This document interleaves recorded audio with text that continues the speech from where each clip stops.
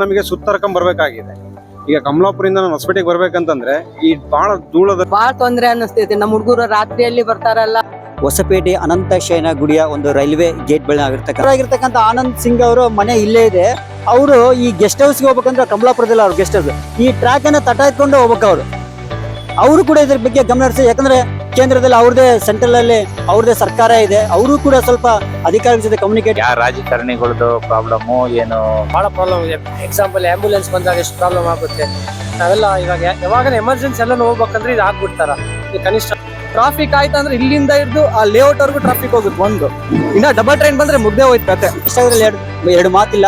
ಸಂಬಂಧಪಟ್ಟಂತ Hosapete MLA ಗಳಿರ್ತಕ್ಕಂಥ Gavyappa sir ಅವರು ಮತ್ತು MP ಆಗಿರ್ತಕ್ಕಂಥ ತುಕಾರಾಮ್ ಅವರು, ರೈಲ್ವೆ ಸಚಿವರು ಮತ್ತು ಸಂಬಂಧ ಮಾಜಿ ಇವರಿದಾರಲ್ಲ ಆನಂದ್ ಸಿಂಗ್ ಅವರು, ಎಲ್ಲರೂ ಸೇರ್ಕೊಂಡು ಇದನ್ನು ಆದಷ್ಟು ಬೇಗನೆ